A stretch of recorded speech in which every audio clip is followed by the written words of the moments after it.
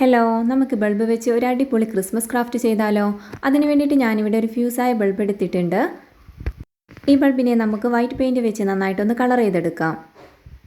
ആദ്യം ഞാൻ ഈ ബൾബിനെ ഒരു ബ്രഷ് വെച്ചിട്ടാണ് പെയിൻറ്റ് ചെയ്യാനായിട്ട് നോക്കിയത്. അപ്പോൾ എനിക്ക് വേണ്ടത്ര പെർഫെക്ഷൻ തോന്നിയില്ല. അതുകൊണ്ട് തന്നെ പിന്നീട് ഞാൻ വിചാരിച്ചു ഇതിനെ സ്പോഞ്ച് വെച്ചിട്ട് ഒന്ന് പെയിൻറ്റ് ചെയ്തെടുക്കാമെന്ന്. പിന്നീട് അങ്ങോട്ട് ഞാൻ മുഴുവനായിട്ട് സ്പോഞ്ച് വെച്ചിട്ടാണ് ഇതിനെ പെയിൻറ്റ് ചെയ്തെടുത്തത്. ഇതിന് ഒരു കോട്ട് പെയിൻറ്റേ ചെയ്യുന്നുള്ളൂ.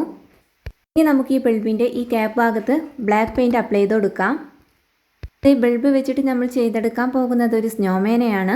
അപ്പോൾ ഈ ബ്ലാക്ക് പെയിൻറ്റ് എടുത്ത ഭാഗം നമ്മൾ സ്നോമാൻ്റെ തൊപ്പിയായിട്ടാണ് കണക്കാക്കുന്നത്. ഇനി ഞാനൊരു ബോട്ടിലിൻ്റെ അടപ്പ് ഇതുപോലെ ബ്ലാക്ക് പെയിൻറ്റ് അപ്ലൈ ചെയ്തെടുത്തിട്ടുണ്ട്.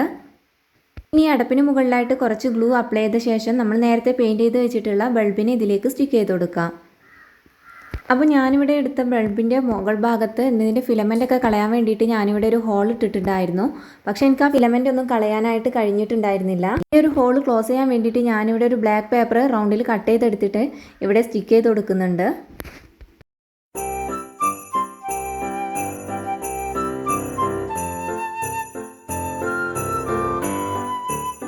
നമ്മുടെ സ്നോമാൻ്റെ ഏകദേശം പെയിൻറ്റിങ് പണിയൊക്കെ കഴിഞ്ഞിട്ടുണ്ട്.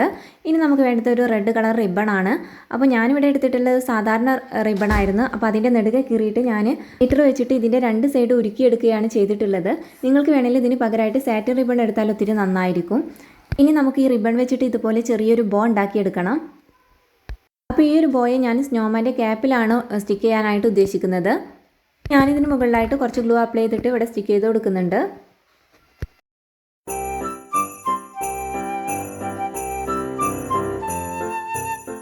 ഇനി ഞാനിവിടെ ഒരു ബ്ലാക്ക് മാർക്കർ വെച്ചിട്ട് കണ്ണൊക്കെ ഒന്ന് വരച്ചെടുക്കുന്നുണ്ട്.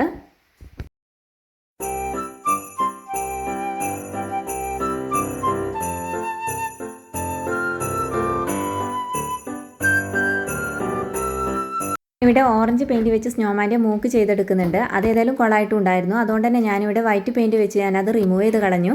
ആ വൈറ്റ് പെയിൻറ്റ് ഒന്ന് ഡ്രൈ ആയ ശേഷം ഇനി വീണ്ടും വരച്ചെടുക്കാമെന്ന് വിചാരിച്ചു. ഈ സമയം കൊണ്ട് ഞാൻ സ്നോമാൻ്റെ സ്കാർഫ് ഒന്ന് വരച്ചെടുക്കുന്നുണ്ട്. അതിന് റെഡ് കളറാണ് യൂസ് ചെയ്യുന്നത്.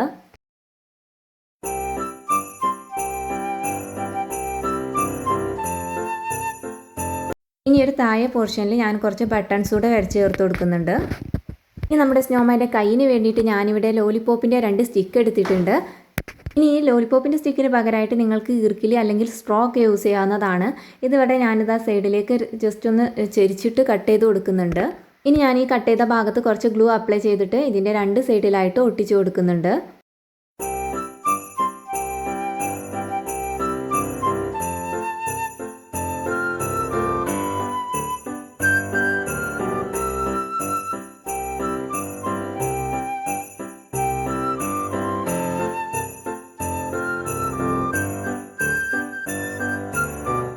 ഇനി ഇതിന് മുകളിൽ നമുക്ക് ബ്ലാക്ക് പെയിൻറ്റ് അപ്ലൈ ചെയ്ത് കൊടുക്കാം.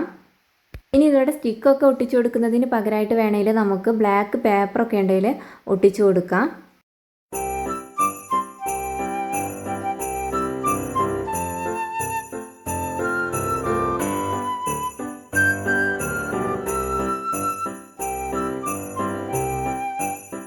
അപ്പോൾ ഇതേ ബൾബ് വെച്ചിട്ടുള്ള നമ്മുടെ സ്നോമാൻ്റെ എല്ലാ പണിയും ഇവിടെ പൂർത്തിയായിട്ടുണ്ട്.